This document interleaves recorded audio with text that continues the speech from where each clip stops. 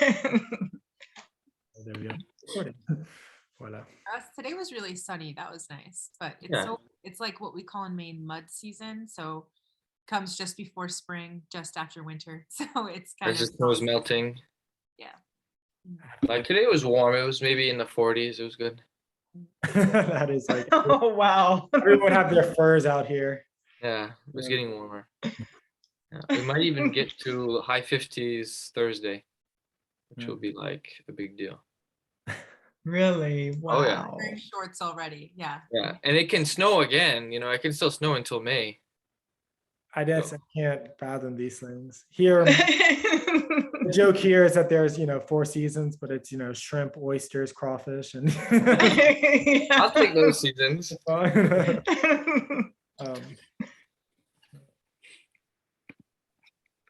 Absolutely. Wow. I just didn't know it was that cold. Well, it's not cold that. I mean, it's cold for you, I'm sure, but Mhm. this January it was a little cold. We had some days it was -20. You go to work at -20. I can't like. Mhm. It's bad for the cars sometimes. They take a beating. My old car is starting to take a beating. But Oh, yeah. Yeah. Wow. Wow. Well, Gracious. makes you stronger, Yeah. Gracious. That is- Yeah. And Jessamine, you're in New York? Well, so I live in New York, yeah, but I'm in Maine right now because I'm from here, and I'm actually the only person in my family that doesn't live in Maine. So every time I can come home to, yeah. So I have like 3 nieces and a nephew now. So just it's so crazy every time you're gone for a few months and you come back and they're like a little taller. It's sort of sad, but yeah, it's like Wow. so important that I come back and hang out with them. So Absolutely. Yeah. So you're in Maine too. Oh my. She's about 2 hours north of me. Really? Yeah. Wow. The that's city of cool. Bangor.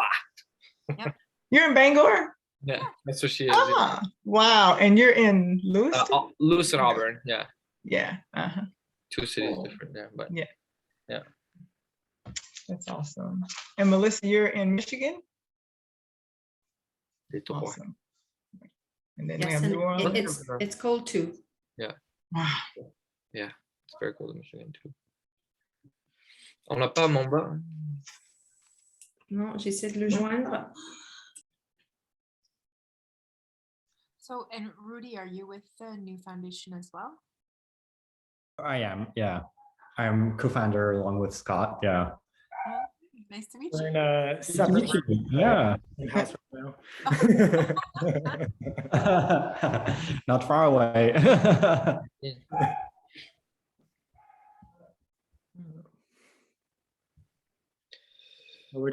guess we're 3 in the southern hemisphere, 3 in the northern hemisphere right now. Yeah. Yeah. Wow. Well, that's cool. Very cool. My wife will be joining us from California. She's in California right now, and she'll be joining us from Huntington Beach area. So we'll have even from California. Well, yeah. Little- Oh. Wow, that's She's cool. visiting with her family. She's visiting family? Yeah. Okay. I always wanted to go to Huntington Beach. It's a I've never surfers been, but place. it's really nice, swanky area. Yeah. Oh, swanky. Yeah. It looks nice. It's not. Cool. Melissa, would you like us to start letting in people, or would you like to wait a minute? Yeah, sure, we can. Sure. Cecile is part of your documentary, Jessamine, right? And she's participating tonight. I'm gonna add everyone. She'll be there. Sure, awesome. Yeah. I saw she shared it on Facebook, so I figured what else is it? Okay, I see now.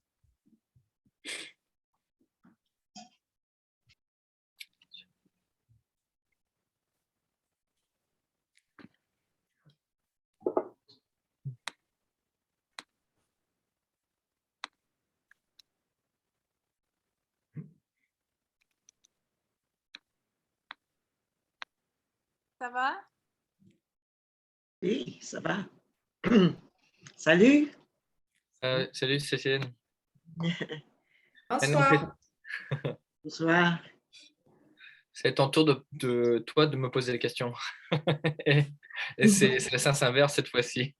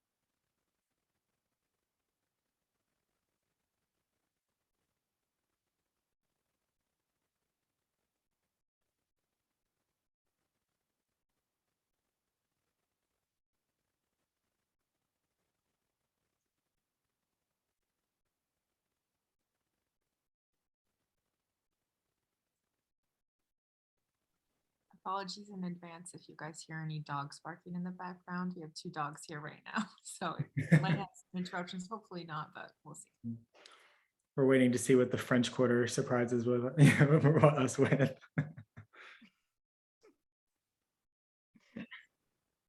I put the cats away. They'll be jumping everywhere.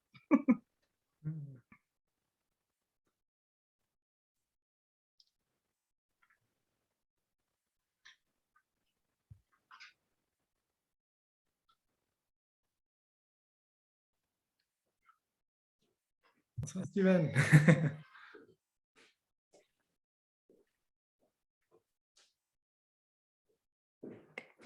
We'll give everyone just a few minutes to join on in, and then we'll just start on up.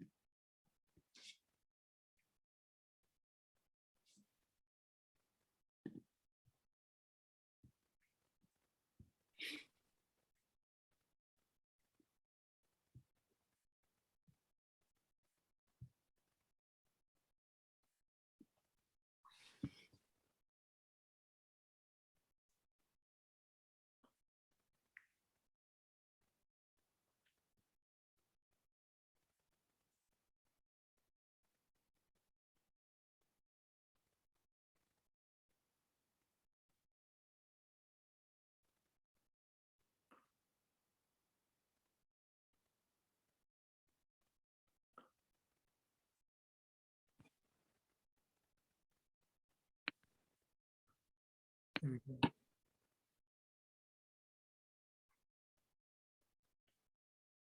I think what we'll do is we'll let we can kind of start up the conversation, and then as people come in, we'll just sort of help brief them and kind of begin that. So I think luckily a lot of us know each other, which is wonderful. My name is Tilton. I'm the co-founder and co-director of the New Foundation here in New Orleans, Louisiana.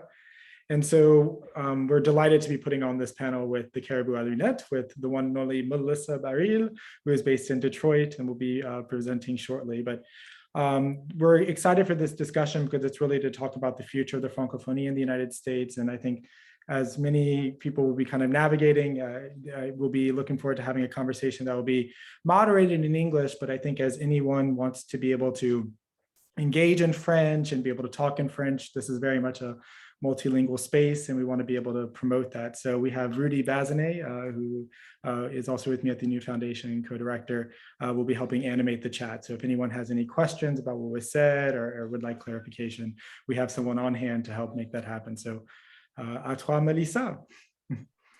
Merci Scott. Bonsoir à tous. Donc, je suis Mélissa Baril du Caribou à lunettes basé à Détroit au Michigan. Donc, le Caribou propose des activités autour de la littérature jeunesse pour les familles et les profs.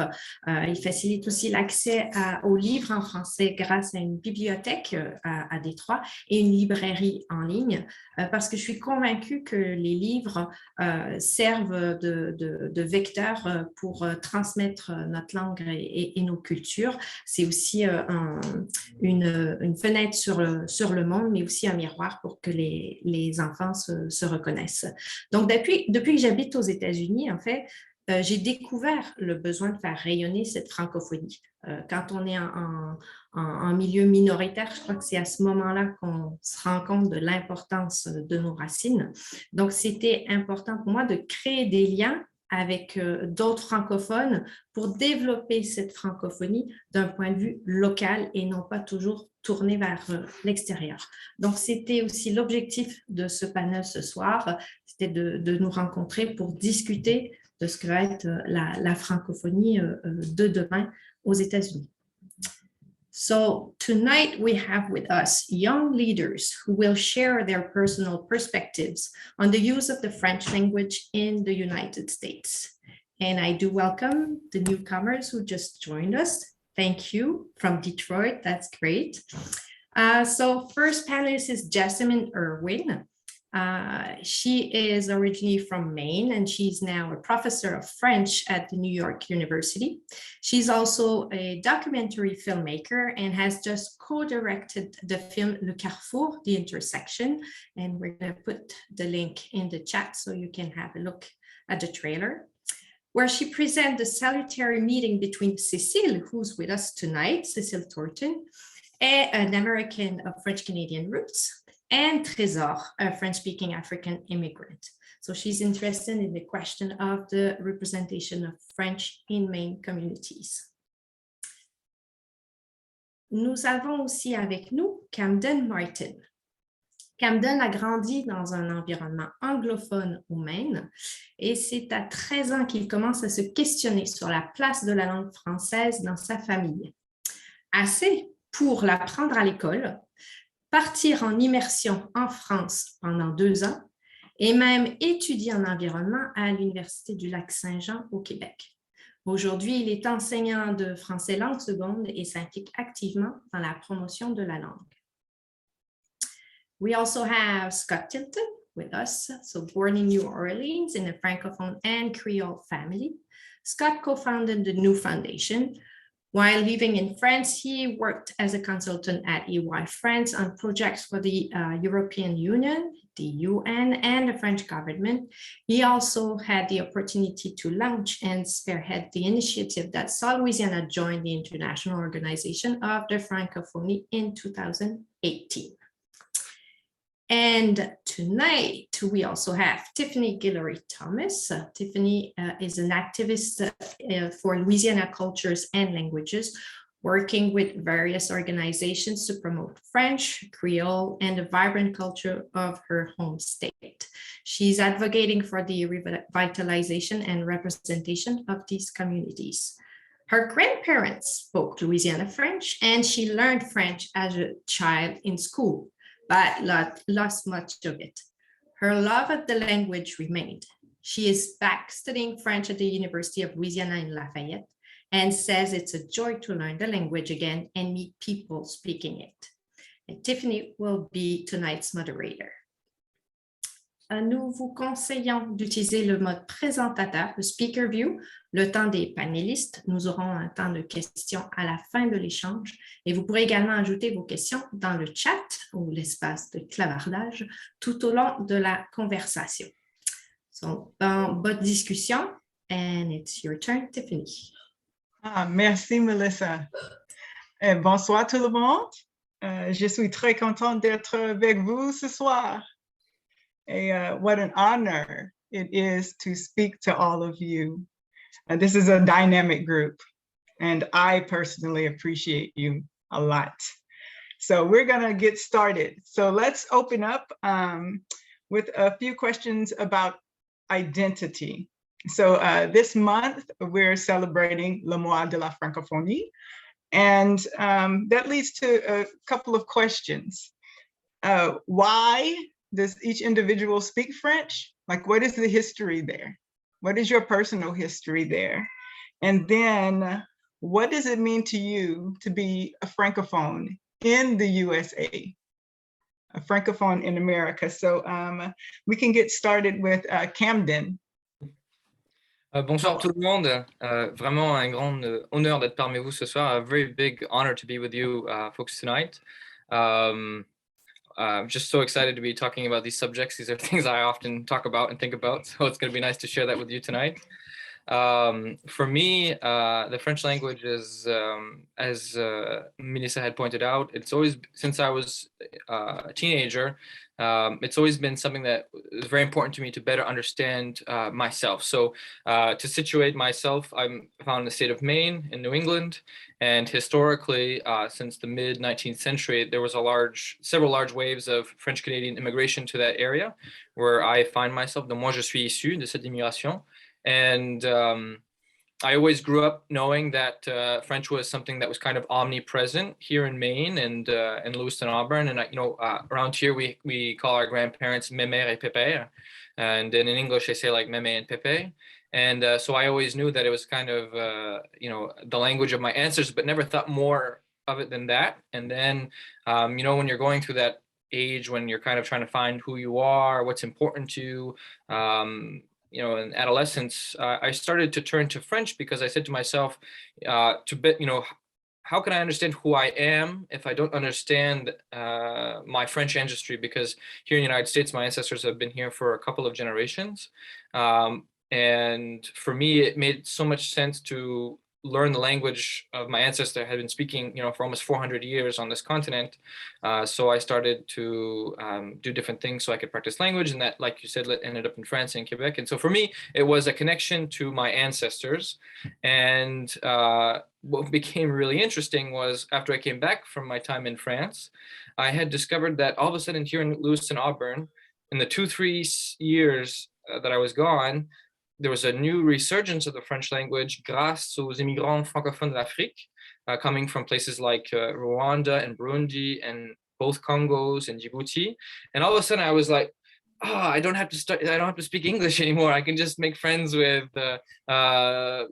these people in this community, these different communities. And since then, I mostly spend time with people that speak French, that are coming from those different backgrounds. And so for me, speaking French not only was a way to connect with my ancestors and the history of this area, but also to connect with new people coming to this area. And so for me, it became vraiment un point, comment je peux dire ça? Ça me rendait très fier de pouvoir parler cette langue parce que c'était une langue de mes ancêtres, mais aussi c'était la langue qui aidait à véhiculer des idées avec les nouvelles personnes qui arrivaient ici. And so for me to talk in the United States, it's something, we hear about it. Other countries that are French speaking, they know that there's people here in the United States, a lot of people that speak French, but it is somewhat in the mainstream an enigma, especially coming from this area. Most people my age don't speak French anymore or at all, or never learned it. So it's been an interesting ride. Wow, merci. Merci. Hey, Jessamine, I would like for you to kind of piggyback off of that because it kind of went into your area, and that conversation went into your area, those the ancestors and then the new people. So that meeting there. So can you give us a little bit of your background and why you speak French? And then also, what does it mean to you to be Francophone in the United States? Absolutely. And I think I'm going to try and answer this question in French. If everybody in the audience would prefer that I speak English, just go ahead and write it in the chat and I'll just change. But it's le mois de la francophonie et donc je vais essayer parce que j'adore cette question aussi. Ça me tient vraiment à cœur. Donc, moi, j'ai une histoire qui est peut-être semblante à l'histoire de Camden d'une certaine manière, puisque j'ai acquis cette compétence de parler français couramment plus tard dans la vie. Mais moi, je ne viens pas d'une famille franco-américaine comme Camden. Camden, il est franco-américain, moi, je ne le suis pas. Et donc, bon, je parle français surtout grâce à ma mère, parce que quand elle était enfant, quand elle a commencé l'école à l'âge de 5 ans, c'était dans le nord du Maine, dans une un village qui s'appelle Madawaska. Madawaska, c'est un village acadien. Donc, vous en Louisiane, vous connaissez les Acadiens. Nous, on en a aussi. Et ben, bon, du coup, ma mère, elle, depuis son plus jeune âge, elle connaissait quelques mots en français. Enfin, elle était au courant de cette présence francophone dans le Maine. Et, euh, et donc, du coup, voilà, je crois qu'elle est devenue francophile depuis la maternelle. Et donc, du coup, grâce à elle, moi, voilà, j'ai commencé à parler français aussi. Euh, Comme beaucoup d'enfants dans le Maine, je l'ai étudié à l'école, dans, dans mon école primaire, et puis au collège, au lycée, il y avait toujours du français, donc je l'ai étudié comme ça. Et puis à l'université, moi j'étais une étudiante un peu perdue, je ne savais pas ce que je voulais faire, donc je me suis dit, bon, je suis forte en français, pourquoi pas continuer? Je suis allée en France et vraiment, ça a changé ma vie. Vraiment, ça a tout changé pour moi, le fait de parler français. Et c'est drôle parce que dans ma famille, nous sommes 4 enfants. Et je suis la seule à parler couramment français. Donc, il y a moi et ma mère. Donc, c'est un peu drôle parce que avec mes sœurs et mon frère, on ne parle pas français. Euh, donc, d'une certaine manière, c'est vrai que ça m'éloigne un peu de ma famille. Ça me rapproche peut-être de ma mère.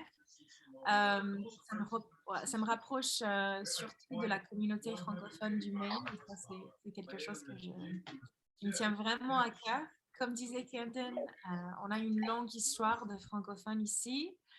Et c'est un peu le sujet enfin, c'est exactement le sujet de mon documentaire, enfin, le documentaire que j'ai co-réalisé, dont Cécile est la vedette. Merci Mélissa pour le lien dans le chat.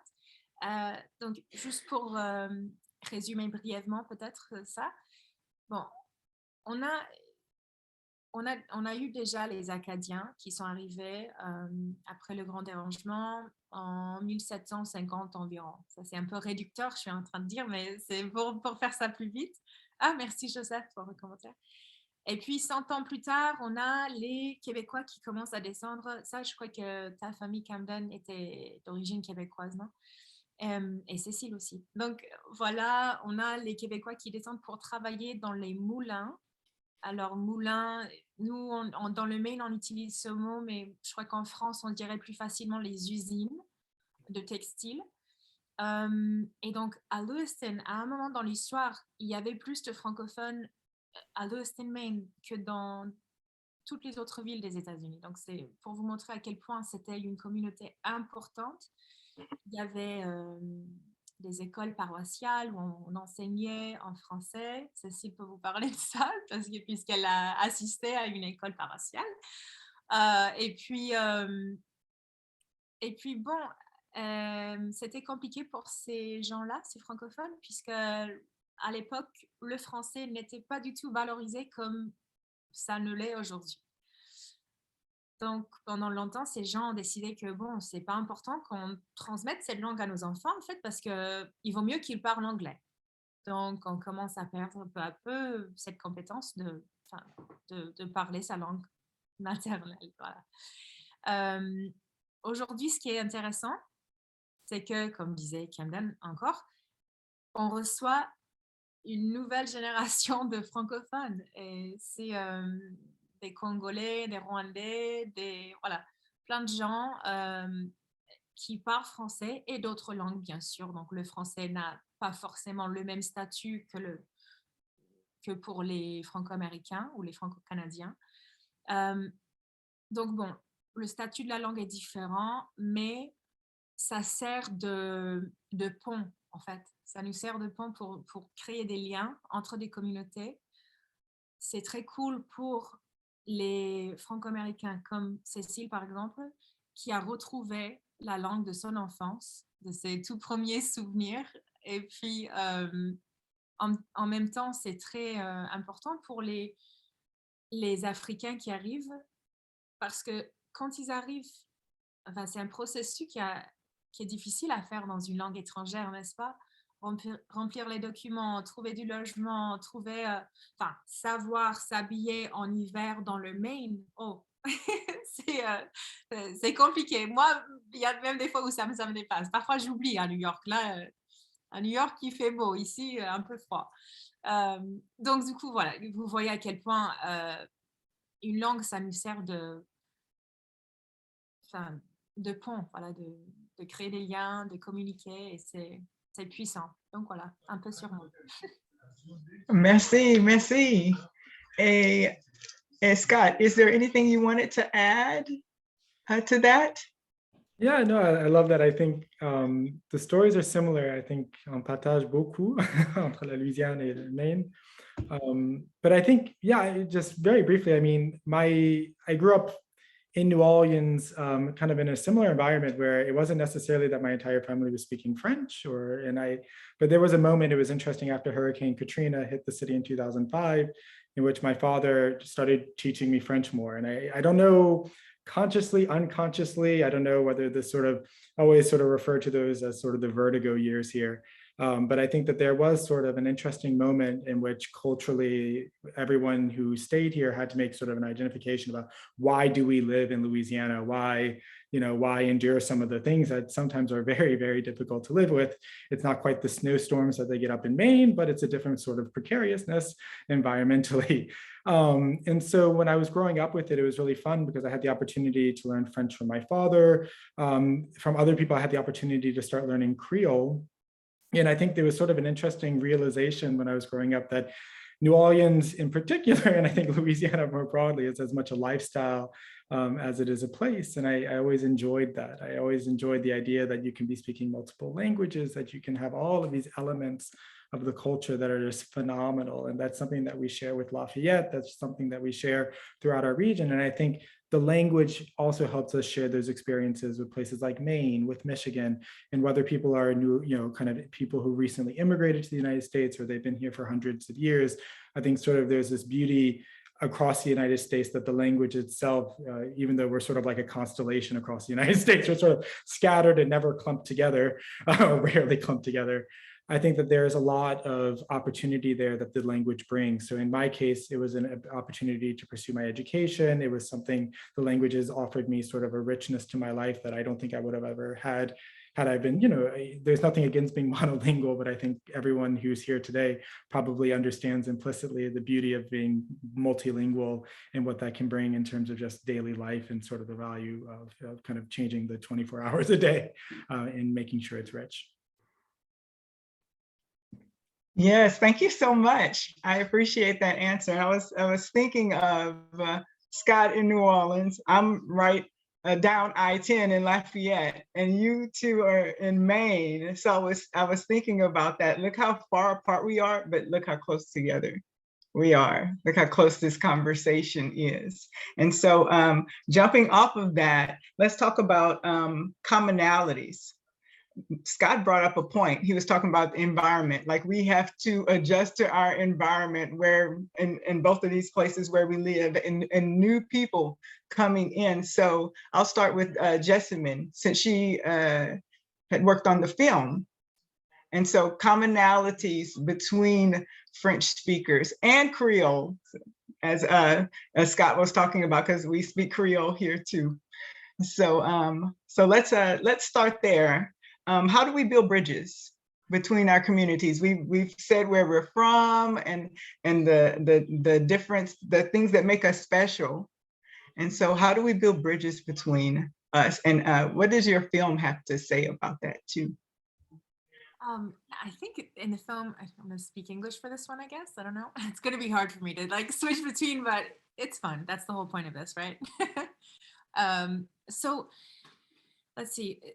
I mean, the film draws quite a lot of parallels between the Franco-American community and the Franco-African community of the Lewiston, Auburn area. And, there's so many things, that are shared. And that's kind of the major takeaway that I really hope that people can get from the film is that, in understanding that past, I mean, all of these parallels really reveal themselves to us, and if we can remember what happened, learn from it, we can probably do better the next time around, right? So when I think about, what I've learned from all of the very generous French-speaking Mainers that I've spoken to, that are willing to share their stories with me and just, really tell me what they've been through, which is not always easy. I'm sure Cecile can attest to that. We spent a lot of time interviewing, and I appreciate you for it. So what I've noticed is that, for a lot of Franco-Americans, there's a lot of shame around just being Franco-American. And I think that has a lot to do with the way that the United States welcomed or didn't welcome someone that was not considered American, right? Someone that was from away, from, another country. For example, in Maine in the 1920s, the KKK was very present, and there was a Protestant nativist movement that obviously created a lot of pressure on people to appear more American. And what did it mean at the time to be American? Well, it was certainly not speaking French. It was not being Catholic. So there were a lot of things that were kind of not okay. And if that's already, just integral to your culture as a Franco-American, being Catholic and speaking French, they kind of just went hand in hand. I've never met a Franco-American that wasn't actually Catholic, at least as a child. And so, when I think about that lack of inclusion, the kind of attitudes towards difference, and kind of favoring that someone assimilate, meaning that they assimilate in the way that they forget everything they came with, right? When I think about that, and then newcomers that come here from French-speaking African countries, or, as I mentioned before, they speak many other languages a lot of the times, like Trésor, who's in the film as well. He speaks 5 languages. So just to give you an idea, French is one of the 5. And there's really no reason in today's society that someone should have to kind of be stripped of all of that and think like, oh, well, what I learned before today has no value in this new land, right? And I think that encouraging that, it's hard to say this in English. Let me say, I'm struggling right now. I think it's because I was ready to say it in French, but anyways, bon, je vais peut-être changer. Donc, pour moi, je crois que l'important, créer des liens entre nous, qui sommes dans le Maine, au Michigan ou en Louisiane, c'est un peu le même système, en fait. C'est de montrer qu'on valorise la langue française et tout le reste. Quand je dis ça, c'est la culture et la langue et les cultures et les langues que quelqu'un parle quand il arrive. Et ce que nous, on a en commun, c'est le français. C'est pour ça qu'on est réunis ce soir. Donc, voilà. Je crois que si on peut arriver à montrer qu'il y a un besoin pour le français, que c'est nécessaire qu'on le parle aujourd'hui pour accueillir les gens, puisque, dans le Maine, comme j'ai dit, Trésor, il arrive, oui, il parle Chiluba, Lingala, portugais, etc. Cécile, elle ne parle pas ces langues, elle parle français. Donc là, c'est ce qu'ils ont en commun. C'est là le pont déjà. Et le fait de l'utiliser, ça renforce le fait que c'est valorisé, donc que ça a une valeur. Donc, nous, je crois que notre projet, c'est de continuer de montrer ça en créant des ressources aussi. Je crois que souvent, on se retourne vers le passé et on se dit, ah oui, il y a déjà cette tradition de faire ça, donc on peut juste continuer de faire ça. Oui, mais pourquoi pas créer encore d'autres ressources? On a le pouvoir. On peut créer des livres, créer de la musique, des poèmes, etc., des films comme moi, comme ce que je fais, parce que nous sommes en train d'écrire l'histoire là. Donc du coup, si on peut, continuer de créer des ressources et de documenter ça, c'est effectivement créer des ponts. Oui. Merci. Oui, merci beaucoup. In Camden, you were talking about, as we had talked earlier, you're talking about some of the same things that Jessamine's talking about.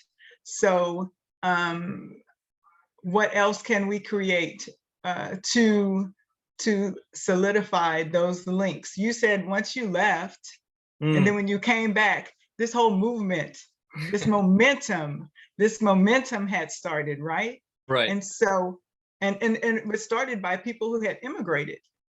That's right. And so how do we keep that momentum going? What is the future? What do you see Oui, d'accord. Donc, dans un avenir idéal, ce que j'aimerais voir, c'est comme on fait ce soir, là, on fait ça virtuellement, on se tisse des liens, on se voit. Déjà, ça, c'est très important de se voir, de se dire qu'il y a des gens en Louisiane, Michigan, Illinois, peu importe là où on se retrouve, il y a des gens qui ont cette culture en commun, cette langue commune. Donc, déjà, de se voir, c'est déjà ce qu'on fait comme ça, c'est super. Par contre, ce que j'aimerais beaucoup voir, c'est de voir, comme vous faites en Louisiane, vous avez Mardi Gras, vous avez plusieurs choses. Ça, c'est propre à la Louisiane ou c'est propre à ce que vous faites. Ce que j'aimerais voir, c'est comme un peu ce qu'ils font au Canada des fois avec le Congrès mondial acadien. Ce serait intéressant de voir un festival où on réunit les différents francophones, les différents coins, et que peut-être un jour ça s'alterne dans les différents endroits, que ça se déroule à Détroit, que ça se déroule ici dans le Maine, à la Nouvelle-Orléans, Lafayette, peu importe. C'est vraiment intéressant de se réunir, de se recueillir pour juste pour dire que tiens, cette personne, je me rappelle une fois, j'étais à Moncton au Nouveau-Brunswick pour un rassemblement des jeunes et j'avais croisé un monsieur de la Louisiane. Et puis on ne s'est jamais parlé en anglais, on a parlé en français. Moi, j'ai parlé avec mon français d'ici, avec un peu d'accent de la France, lui, son accent de la Louisiane, et on s'est compris, on n'avait pas de problème. Et je me suis dit, mais quelle richesse, si seulement mon père qui, lui, il a grandi avec la langue française comme langue maternelle jusqu'à 5 ans, et puis après ça, c'est l'anglais qui a pris le dessus. Si lui, il pourrait croiser quelqu'un qui parle français de la Louisiane ou qui croise quelqu'un qui parle français du Michigan, peu importe, ça ajoute vraiment une valeur enfin, j'aurais pas inouï, si je peux dire. Et donc, j'aimerais voir ce genre de choses. J'aimerais voir des têtes, des cerveaux qui se mettent ensemble, ce qu'on fait comme ce soir, pour justement dire, ben, on fait tel et tel événement ici, on fait tel et tel événement là-bas. Et j'aimerais ça que, par exemple, qu'on fasse des salons de livres en français ici propres aux États-Unis, la littérature franco-américaine au sens que c'est en français, ça vient des États-Unis, et qu'on met en valeur nos auteurs d'ici, des États-Unis, et tout en s'appuyant sur la littérature d'outre-mer, que ce soit de la France, du Sénégal, du Canada, peu importe, ce serait vraiment enrichissant d'après moi de voir ces rencontres-là, que ce soit virtuel ou bien en présentiel physique. Je pense que c'est tout à fait possible et de faire des tournées, par exemple. On se dit qu'on ne se fie pas, il faut créer quelque chose de nouveau, mais c'est drôle parce que en même temps, on peut se voir ce qui se faisait déjà. Souvent, je fais la remarque que souvent, on se dit, oh, on fait les retrouvailles, c'est-à-dire, moi, du Maine, je fais les retrouvailles de ceux de la Louisiane ou du Michigan et autres aujourd'hui grâce à la technologie, mais ça se faisait déjà avant, il y a bien longtemps, alors avant que ça existait Internet, avant que ça existait tout ça. Et par exemple, dans les années 40, on avait une tournée des Franco-Américains de la Nouvelle-Angleterre qui sont partis en train jusqu'en Louisiane. Ils ont fait la tournée de la Louisiane et tout ça. Et ça, c'est ce que j'aimerais voir. J'aimerais accueillir mes frères et sœurs francophones ici dans le Maine. J'aimerais ça leur montrer les coins, leur faire parler, faire goûter chez nous. Et j'aimerais ça avoir la même expérience par chez vous. Parce que c'est en vivant comme ça, on va vraiment apprendre que ce qu'on fait, c'est quelque chose qui va au-delà de nos propres réalités chez nous. Et c'est ça qui va, d'après moi, rendre notre fait français, notre fait francophone ici aux États-Unis encore plus durable. Après, bon, on pourrait travailler plus tard sur ce que ça va s'apparaître bien détaillé, mais c'est ça idéalement ce que j'aimerais voir. Je pense qu'on est bien parti. Merci beaucoup. And Melissa, did you want to add something to that also? Yeah, sure. Oui. Well, Camden knows how to talk to me when he talks about books. So, of course, pour moi, la littérature jeunesse est vraiment ce moyen de connecter tout le monde. Et en proposant, oui, j'espère un jour, des auteurs jeunesse francophones issus des États-Unis. Bon, et j'en ai pas encore trouvé beaucoup, mais c'est aussi d'utiliser cette littérature-là pour créer des ponts, oui, avec le reste de la francophonie, mais je dirais pour aussi démocratiser le livre et la littérature pour dire que le français, le bon français n'est pas que celui parlé en France ou à Paris. Il n'y a pas de bon français, il y a plusieurs français et c'est ça qu'il faut commencer à valoriser. Et tout à l'heure, Jessamine parlait de cette espèce de honte, to be ashamed of speaking French. Moi, je le vois aussi au Michigan, même par les profs de français langue seconde. Devant moi, vont préférer parler anglais en pensant que leur français ne sera pas aussi bon que le mien. Donc cette insécurité linguistique aussi est vraiment un handicap. Moi, je l'ai vécu étant québécoise en France, je l'avais cette insécurité, mais là, je le retrouve un peu à l'inverse ici. Et je pense qu'il faut essayer de détricoter ça pour justement valoriser cette langue-là. Et comme Camden disait, je pense que c'est bien d'aller chercher le français de l'étranger, et encore là, pas encore que celui de la France, mais d'essayer d'avoir plus de liens en local. Et quand je parle en local, par exemple pour le Michigan, de dire, mais même ici dans la région de Détroit, donc nous aussi, on a beaucoup d'immigration africaine. On a une maison qui est unique aux États-Unis qui s'appelle Freedom House Detroit, où en effet, ils ont besoin de traducteurs francophones pour créer des liens. Donc, on a un peu cette même situation avec le Maine. Donc, on pourrait déjà enrichir nos relations par cette base-là. Mais il faut aussi dire, tiens, nous, à Détroit, we have players with the Pistons, the basketball team, who do speak French.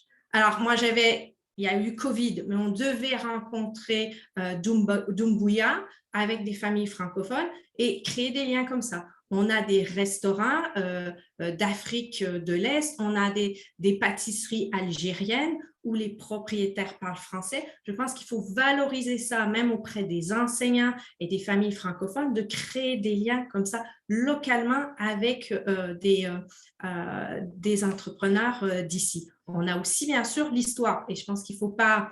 on parle du futur, il ne faut pas renier le passé, loin de là, c'est la recherche, mais c'est de dire, OK, mais là, l'histoire est en train de changer, à nous de la faire avancer en s'appuyant sur nos bases, mais en s'enrichissant justement des nouvelles de l'immigration et de ce qu'on a ici. Donc, je vais terminer aussi en disant, souvent, il y a pour le français langue seconde, là, on va en voyage en France, parfois on va me dire, on s'en va au Québec, mais jamais on me dit, tiens, on va faire un one-day trip to Windsor.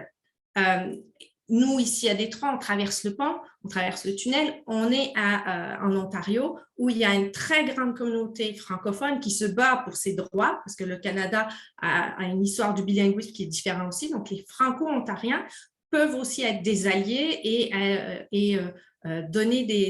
créer des liens là aussi pour enrichir notre communauté. Donc, je pense qu'il faut vraiment créer des liens, pas juste avec l'extérieur, mais en local. Oui, merci. And creating those links between our communities, and I'm hearing entrepreneurship too. And so let's see if anyone from New, if Scott or Rudy, if you guys want to jump in on that. Yeah, I mean, je suis un peu pour rebondir, on dirait. Je pense justement, c'est toujours la question des ressources. Je pense en Louisiane, c'est toujours la question clé ici. Donc, si on va investir et même changer nos professions pour travailler dans la couture et dans le domaine de la couture, comment valoriser et un peu survivre et vivre de pleinement un peu avec ce choix. Et je pense ce qui est assez encourageant, déjà, il y a une sorte de mentalité qui change aux États-Unis. C'est vraiment, déjà, avant, c'était d'être monolingue, de parler anglais, c'est un peu un symbole d'être américain. C'est assez significatif pour être américain. De nos jours, ça change. D'être américain et francophone, ce n'est pas une contradiction. Il y a de moins en moins de honte derrière et je pense que ça aide. Déjà, en Louisiane, on voit qu'il y a plein d'écoles d'immersion. Il y a 6 000 élèves qui suivent un parcours français. et en français. Et je pense que à terme, ce que ça peut donner, c'est un espace qui n'existait pas avant, où insérer ou avoir des entrepreneurs, ou avoir des jeunes qui veulent retourner et travailler en français. Donc, on voit déjà avec nous, on a lancé un programme, le Lab, qui est un accélérateur culturel. Donc, ce qu'on a fait, c'est un appel à projet. Il y avait en fait 25 projets notre jury devrait considérer. Donc, ça montre que même en Louisiane, il y a 25 projets. Les gens cherchent ces ressources.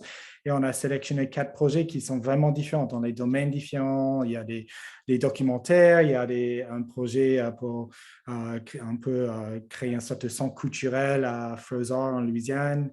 Donc, je pense que ça montre, il y a une créativité derrière. Il y a plein de gens, même s'ils ne parlent pas couramment le français, qui veulent valoriser cette expérience. Donc, en parlant de comment construire des ponts, je pense à terme, si on peut créer des échanges, en fait, je pense qu'il n'y a pas une raison de ne pas, s'il y a des ados en Maine qui veulent venir en Louisiane, et il y a vraiment des institutions ici qui peuvent les accueillir et vice-versa. Et moi, j'avoue, avec Camden, je suis d'accord, peut-être on peut prendre un jour une fête comme le Mardi Gras. J'aimerais bien voir un chat Mardi Gras à Bangor, Maine, ou à Lewiston, et on peut faire la fête tous ensemble. Et ça me rappelle, il y avait un beau documentaire fait par Philippe Como, Baril, je ne suis pas trompé. Il parle de l'échange entre des Acadiens de la Louisiane à Belle-Île-en-Mer. Et justement, comme Jessamine a mentionné, il y a un peu les Camden aussi, il y a un peu les chez-soi quand on est un peu ensemble et en train de parler français. Il y a toujours... il y a toujours ce sentiment qu'il y a, même si les communautés francophones sont éparpillées littéralement à travers, dans le monde et aussi aux États-Unis, dès qu'on parle français, il y a une sorte entre-soi, il y a une sorte de communauté qui se crée. Et je pense que c'est ça ce qui est bien. Je pense que ce qu'on doit vraiment aussi valoriser à terme dans nos francophonies aux États-Unis, c'est la réalité, tout le monde parle pas couramment, et on doit valoriser aussi l'apprentissage de la langue. Il n'y a pas de stigma, il n'y a pas de problème d'être en train d'apprendre la langue. Et je pense qu'on doit vraiment meet people where they are.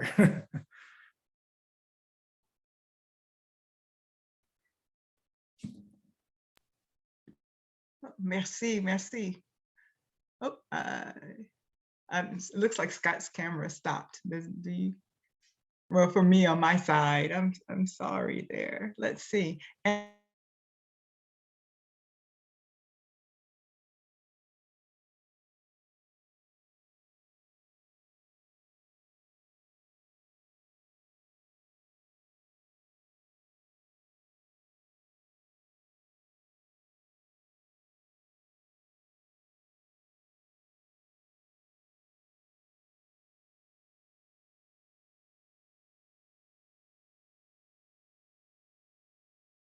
I'm strange.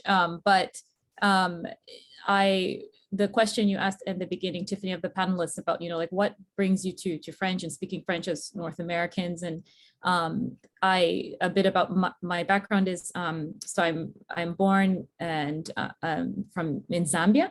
And my family came to the United States through the UK to do graduate studies in the early 80s. A lot of African immigrants did before then, but especially in the 80s, a wave of African immigrants that came to school.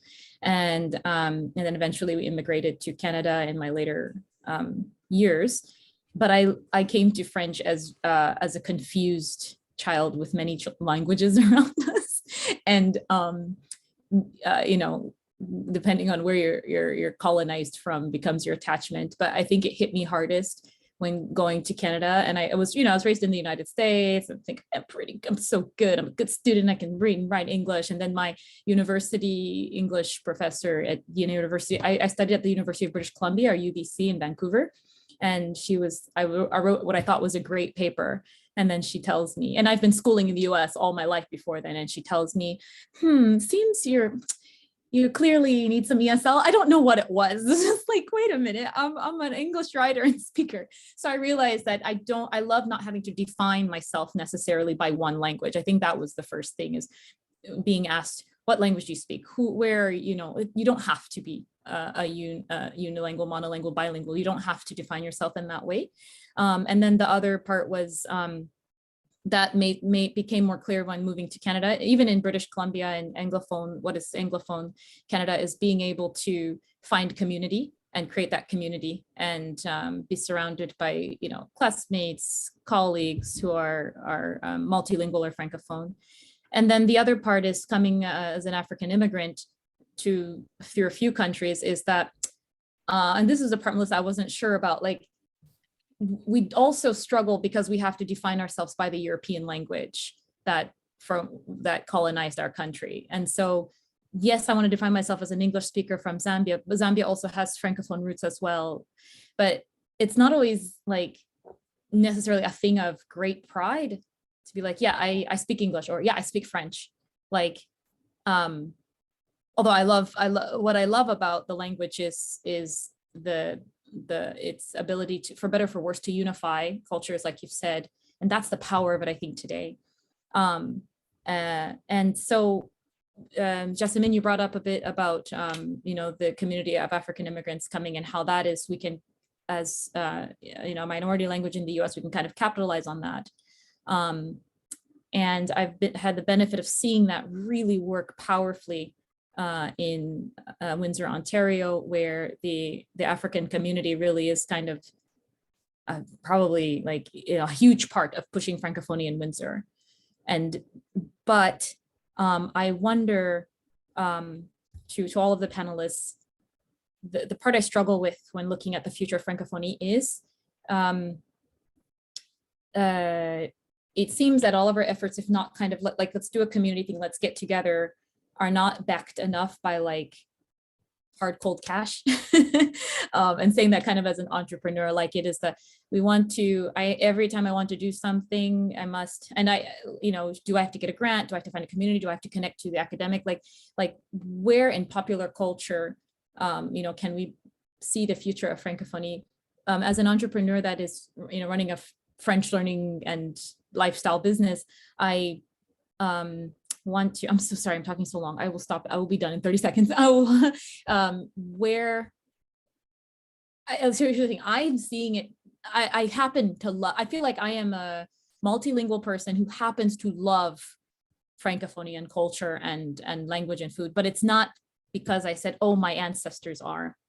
And so I really think that, like, where can we bring in the rest of the world? I'm excited about blurred lines between Canada, the US, other countries. I'm excited about the blurred lines between social media, business and not business, between nonprofits and profits, these blurred lines, people learning language just because they want to. Where can we bring in, the capital, the thing to back up this initiative? Because I think in the United States, as Americans, as I think I'm a bilingual capitalist and a socialist, if it's not backed by this aspect, I think that money talks in the United States. And that's kind of where I want to ask the panelists, how can we generate that to serve our purposes of seeing Francophonie survive and grow?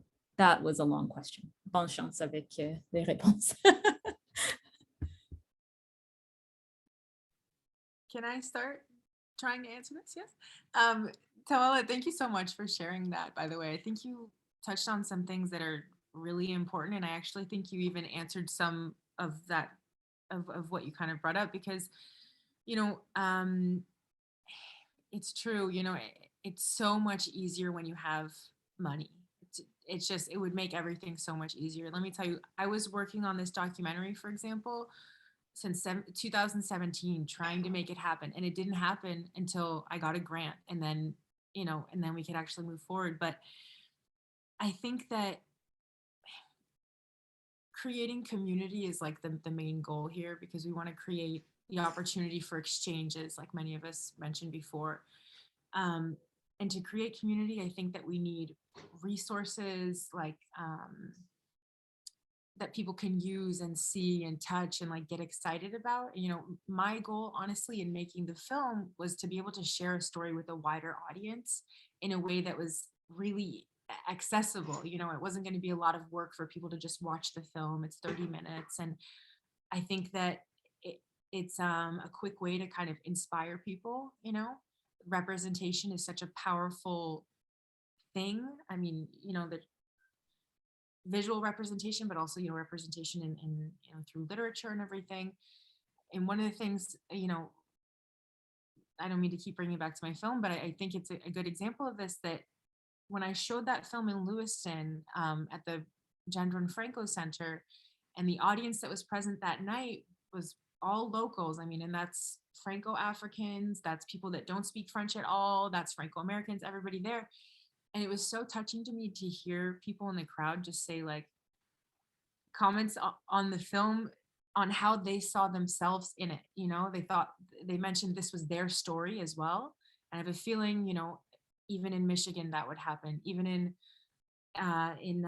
Louisiana, even in parts of Canada where, you know, there's an underrepresentation of certain stories. I think that powerful connection can really bring people together. And so, there are so many things that I really was interested in that you're saying that I want to comment on, but I don't want to take too much time. One thing I will mention is that it certainly is a big question, you know, when someone comes as, I'm going to use Trésor as the example because, you know, he's in the film, but, you know, he came to the US after having studied in Brazil, you know, and he came with all of this information. I mean, he's such a complex person, just like we all are.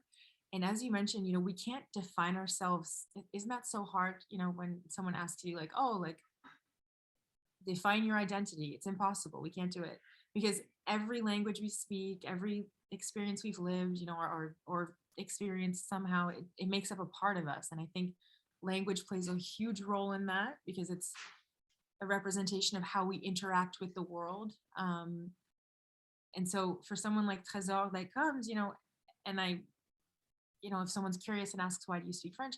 He's very clear that, well, the DRC was colonized by Belgium, and that's why, you know, I had to learn French at school.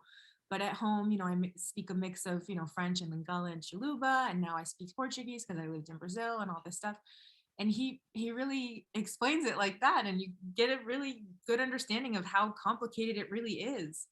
And so I think that, you know, like you, I think several people mentioned this, but just the value in not being, you know, perfect at any one language. I don't even know what perfect would mean, but, you know, wherever you are in your language acquisition, reacquisition, or if you're a native speaker or something, that all has value. I mean, you are a Francophone, if we're using French as the example, no matter where you're at, and you're speaking French or Francophone. So, yeah, I think there's a lot at play. So anyways, that's all I really wanted to mention. I mean, there's much more, but I'm going to stop now. Yeah, thank you. Anyway, merci, no, merci à toi.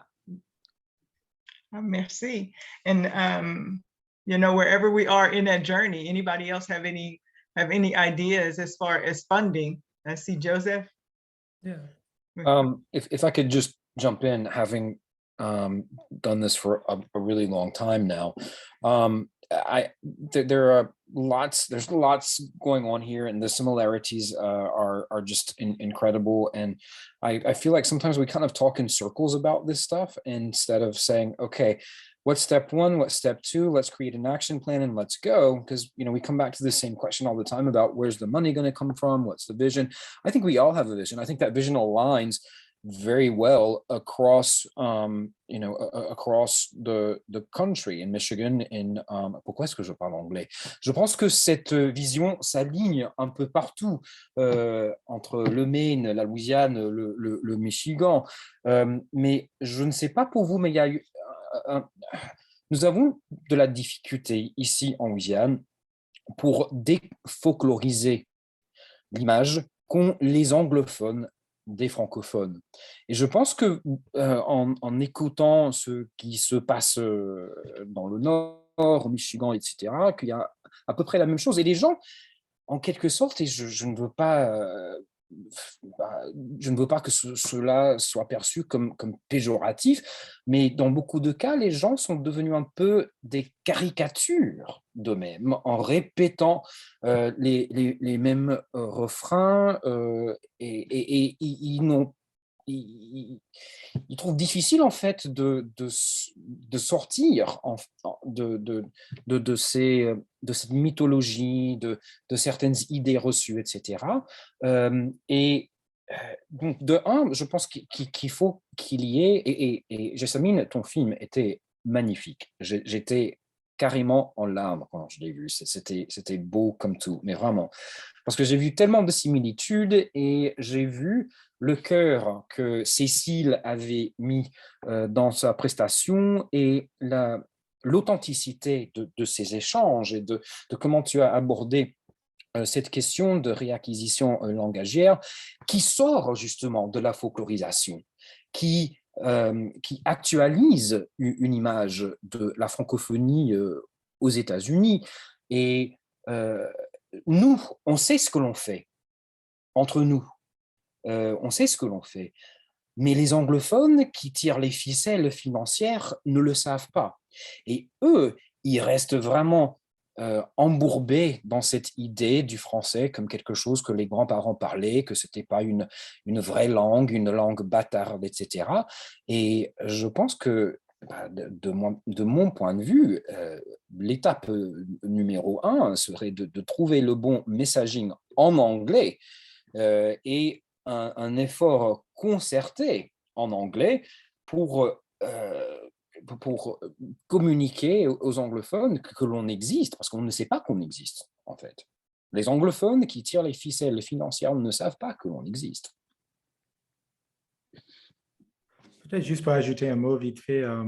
Ce qui est assez intéressant d'ailleurs, c'est par exemple, quand on vit à la Fondation Nous, quand on cherche de l'argent, souvent il y a un peu à l'échelle nationale qu'il y a de l'argent. C'est assez intéressant parce que souvent quand il y a une question de langue en danger de disparition, il y a souvent un peu d'argent sur la table pour financer des projets.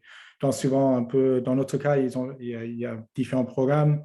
Mais on vient de réaliser un film, par exemple, et d'autres programmes. Mais je pense qu'on utilise cet argent pour créer une base. Et puis, à partir de là, justement, ce que Joseph est en train de dire, c'est un peu le messaging, un peu comment travailler en anglais aussi, donner une image non folklorique du français aux États-Unis et un peu continuer. Je pense qu'on peut vraiment créer une base et pendant switcher un peu, mais I think we can create really a really great foundation by which we're able to sort of be able to see different projects over time. And I think one of the things that's very important is meeting people where they are as well, is that we are in a majority Anglophone country. And it's not just about, I think people can understand implicitly why French or any minority language would be very important in the kind of grand scheme of the United States.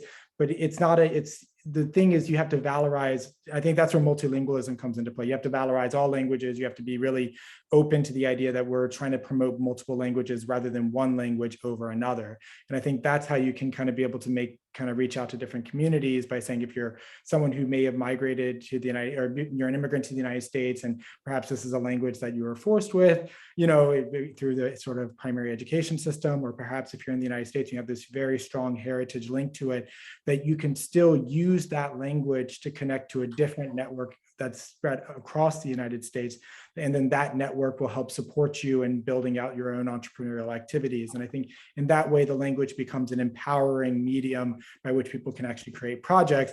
And then slowly over time, if we're able to kind of I think we have to also invest in each other. I think that's going to be one of the biggest things over time, is that whether it's also, I think one of the things in Louisiana in particular that we're talking about too is the fate of French and the fate of Louisiana Creole are enmeshed in the idea of breaking away monolingualism and sort of fighting against legacies of Jim Crow and not having access to sort of the means to create projects, especially in BIPOC communities. So I think that's where we need to be thinking is let's help each other, let's find the national resources, but also let's elevate every language. That way, people who have a natural attraction and want to work in French view that as an asset when they're building their own entrepreneurial projects.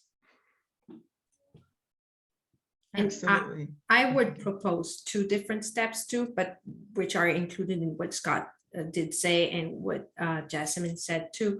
Je pense que premièrement, pour changer l'image du français, il va falloir changer l'image ou la façon qu'on a de l'enseigner. Donc, c'est d'abord là et avec les plus jeunes qui apprennent. Si moi, on m'a déjà demandé, ah, Mélissa, je veux parler du Québec, as-tu des livres sur Jacques Cartier? Et là, j'ai envie de dire oui, mais aujourd'hui, le Québec d'aujourd'hui, c'est plus Jacques Cartier. Et ça aussi, il faut le montrer parce que c'est ce qui va donner envie à un jeune d'apprendre le français. Si on lui parle juste du temps des colonisateurs, un ado de 15 ans, lui, il veut savoir à quoi ça va lui servir demain et comment il peut connecter avec le reste du monde avec cette langue-là. Donc, il faut qu'elle soit attractive. Et pour ça, je pense qu'il faut que l'enseignement de la langue soit attractif et que les moyens qu'on donne aux enseignants soient attractifs, dynamiques, diversifiés, inclusifs et pas juste l'enseignement du français blanc, blond, catholique de Paris. Donc, il faut déjà à la base changer l'enseignement et les outils que les enseignants ont. Et ce n'est pas facile de trouver des bons outils, de diversifier ces façons d'enseigner quand on est ici aux États-Unis et qu'on ne sait pas trop où aller chercher. Donc, il faut aider aussi les enseignants à diversifier leur enseignement. Et la deuxième chose, c'est que, comme Jessamine disait, il faut que ça soit concret. Il faut que ça soit un endroit où on puisse se rencontrer. Donc, dans certains des États, on a des alliances françaises, mais bon, encore là, c'est lié à la France, qui sont très actives. Et il y en a où, comme dans le Maine, où vous avez une alliance française qui est aussi très diversifiée et inclusive et où les gens qui participent ne sont pas que franco-français. Ce n'est pas le cas partout, malheureusement. Donc, c'est vrai que, par exemple, ici au Michigan, on a besoin de cet espace tangible où les gens peuvent aller se rencontrer. Peu importe d'où ils viennent, peu importe où ils sont avec leur niveau de français, mais que ce soit un Libanais, que ce soit un Maghrébin, que ce soit un immigrant, que ce soit un American Learning French as a Second Language, déjà, si on a un lieu, c'est là qu'on va la créer, la communauté, c'est là qu'on va créer cette force qui va devenir un levier pour après aller dire aux Américains, et regardez, on existe, aux États pour aller chercher le financement dont tu parles, Toela, et que tout le monde cherche. Mais si on est chacun de notre côté, on n'a pas ce poids-là. Donc, à partir du moment où on arrive à se regrouper, à montrer qu'on a un poids, ce sera aussi plus facile d'aller porter ce message pour se faire reconnaître. Mélissa, can I respond to something you just said?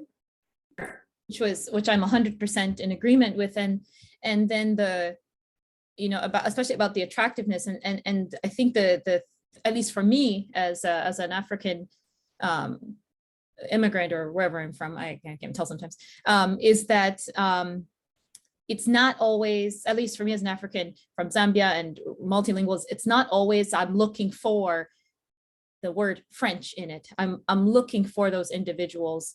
And sometimes the buzzwords are not attractive, which is interesting. But you might like your friend that you always tell me about, the Baobab Fair, who has establishment, happens to be Francophone. And so you're drawing in, you're not, otherwise, if everyone is just looking for the word French, France, Quebec, we might not all come.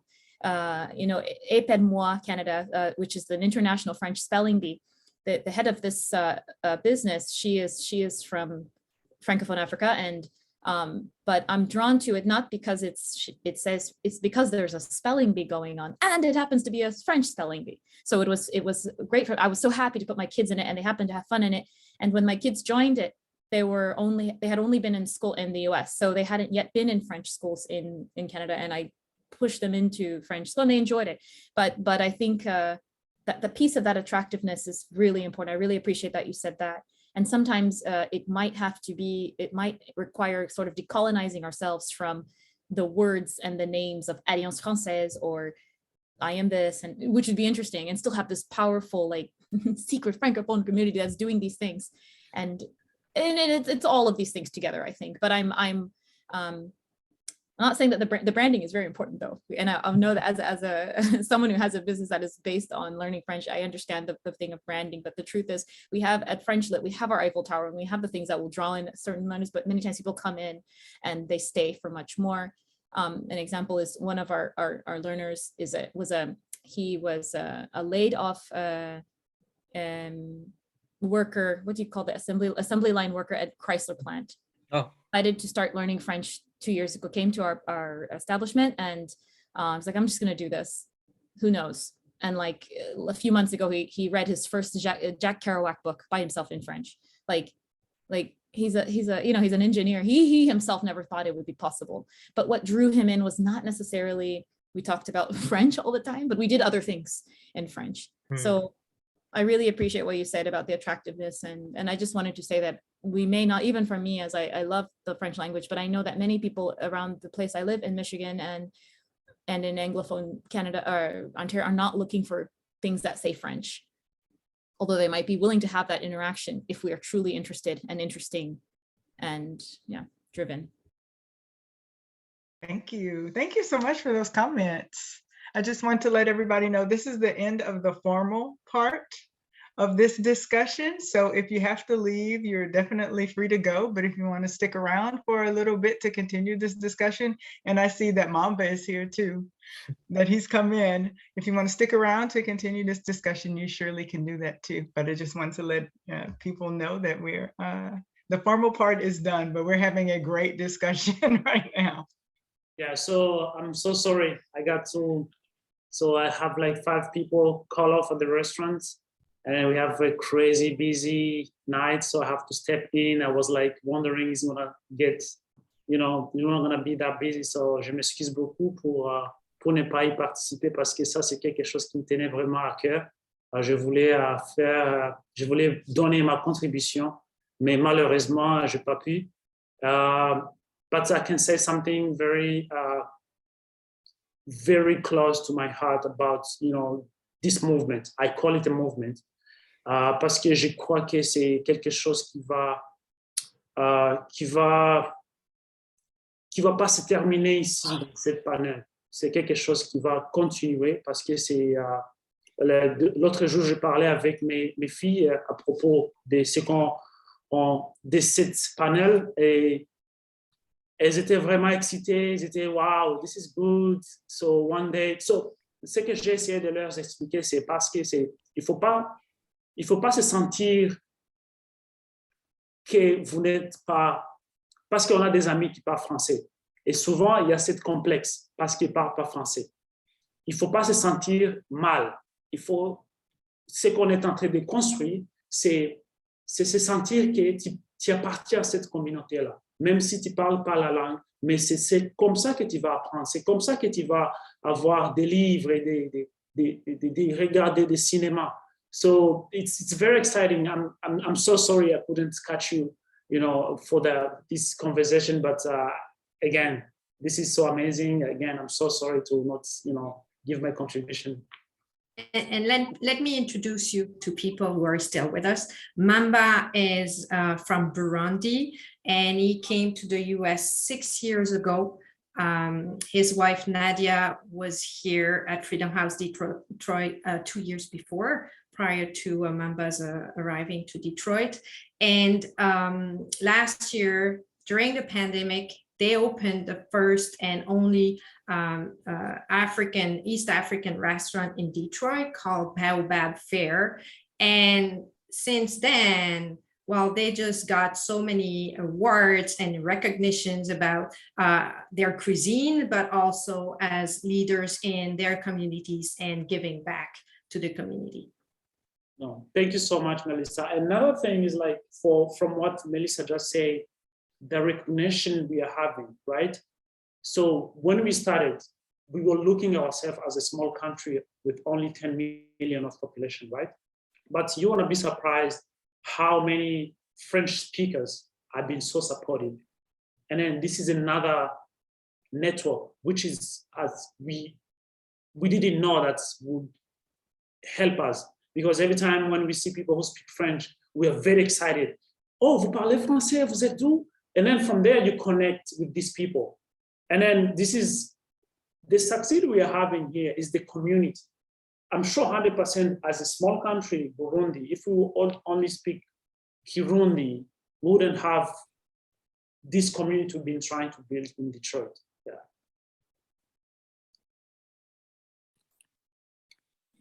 I think that speaks very much to what Joseph was saying earlier. Just, I think it's interesting about the challenges, like that the ability to support each community is like, no matter where anyone's from, no matter, you know, how they landed there and why they're Francophone, I think that in where they are in that path, I think the ability to support them is really important. I mean, I think I was thinking about that we had the opportunity, and thank you. A lot of people who are here from Louisiana joined us on Saturday for we premiered a film that was in French, and the beauty of it is everyone on our cast spoke French differently and for different reasons. And I think the beauty of it is that community from Louisiana came out to support us in that process.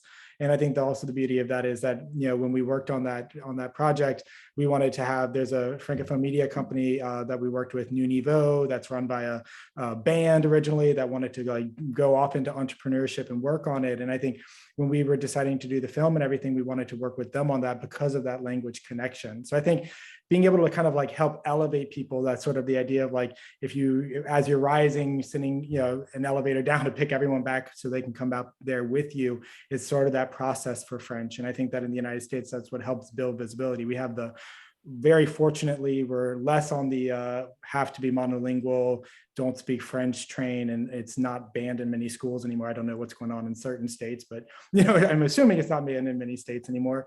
So I think that the idea that we can kind of be able to have a space, we can start reconstructing the space where we can actually speak these languages and build an economy around it is wonderful. I love watching that this restaurant gets that support, and that, you know, and I think it's also great when the food's delicious.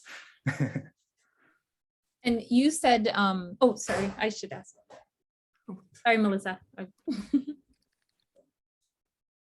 Go ahead. Okay, I'm sorry, I'm getting excited. That means you said earlier, and Mamba hinted at it as well. We have one of the, if like we have step one, Joseph said it so well, and step two, like we have to invest in each other. And for me as an African, that's the part that makes the most sense. Like we have a vision that's similar, and when we come together and I meet you and I learn, oh, you speak French, and we find that connection, which, you know, for better or worse, colonization, worse, but the better part is now you're also my brother, you're my sister. I want to support your endeavors. I want to support what you're doing. Mamba, I'm coming to your restaurant. Je suis désolée parce que je n'ai pas encore été là, mais je vais aller. Like I feel that connection here listening to everyone. I want to go and watch Jessamine's film and contribute what I can. So I just wanted to just back up what you said, like, amen, it's good. Feels like church, feels like family, feels like. Wow, that's a great way to end it. Feels like family, yeah. I have something to add before. So the thing is, that's what Towela just said. The colonialism, how they have succeeded to control is because they have the Église Catholique. That is the way to, they had community. That's the key. You cannot succeed in business without community. You cannot, a member of parliament without community. You cannot do nothing without community. Facebook is a community. That's why it's powerful. Everything you have to have a community, you know. So, and then what we are trying to do here is building the community. And then every time I used to tell my friends, like, colonialism has brought you something very important because has connected us with the world. That is something they couldn't control.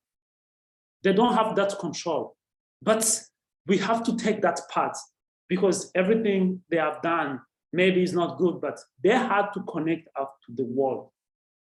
Though that is something they couldn't control. So let's take advantage of that and then build the better world from there. C'est vraiment intéressant que tu dis ça, Mamba, parce que c'est drôle parce que de la sens inverse, moi, je suis de souche canadienne-française, je suis capable de retracer mes origines jusqu'en France, des deux côtés de mes parents, tout ça. Donc, pour moi, c'est une langue de mes ancêtres. Mais pour moi, comment moi je vois la langue, toi, tu parlais de comment ça rallier les différents pays africains au monde. Moi, la langue française, c'est comment moi je suis capable de connaître vos histoires et vos pays et vos cultures.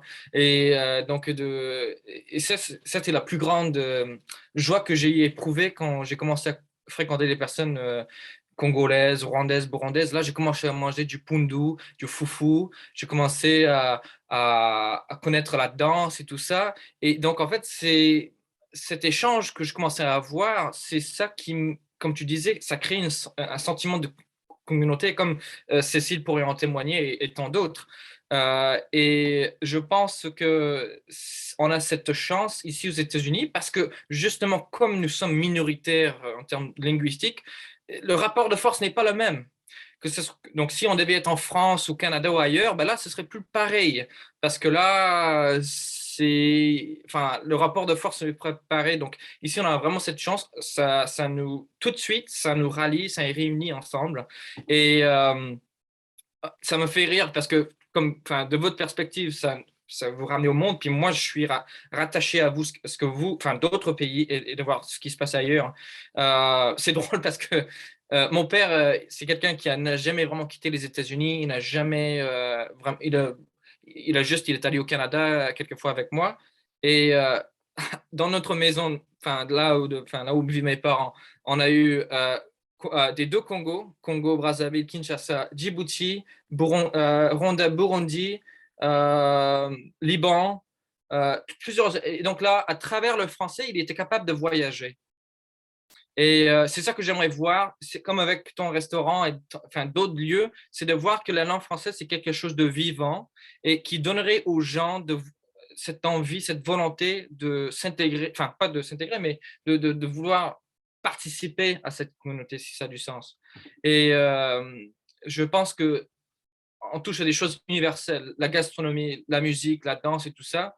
Et la langue française, C'est cool. c'est cool. Maintenant, c'est cool de parler français. Ouais. Quand j'étais dans high school, ce n'était pas cool du tout.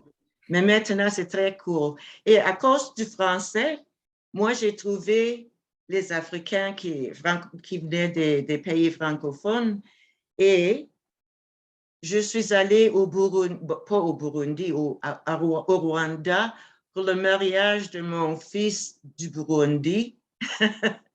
Et ça, c'était seulement parce que j'ai fait ces connexions. Les amis à Camden, leur maman, c'était mon ami à moi. Alors, on se connaissait, mais on ne se connaissait pas. Ouais, c'est vrai. Mais vraiment, la langue a créé pour moi, ça a élargi mon monde. Si vous avez la chance de voir le film, vous allez voir que mon monde était très petit. Mais maintenant, c'est élargi. C'est tout. Ce film est un trésor. Et j'aime comment tu parles avec un rythme africain. J'aime beaucoup. Je parle un peu comme ça. J'ai sorti. Je voulais vous dire que j'ai sorti avec Trésor samedi passé. On est allé au théâtre voir le théâtre, le Public Theater à Lewiston. C'est un théâtre professionnel.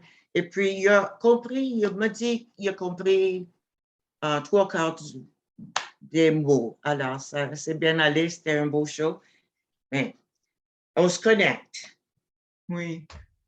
Thank you. Thank you, everyone. Thank you so much. Au revoir. We started our own communities, but now our world is enlarged and we're connecting and we will be tight. Okay. I'm going to remember, I'm remembering everybody's face here and names because I want to see where we're all going. And are you sending the recordings out to us? Yeah, we recorded. We'll make sure to share that with everyone. Great. Thank you so much, Tiffany. Thank you, everyone. Thank you, Melissa, to the panelists. This has been a wonderful conversation. So thank you all. Have a wonderful, bonne soirée et à très bientôt. Merci à tous. À bientôt. C'était que le début. Au revoir. Bonsoir.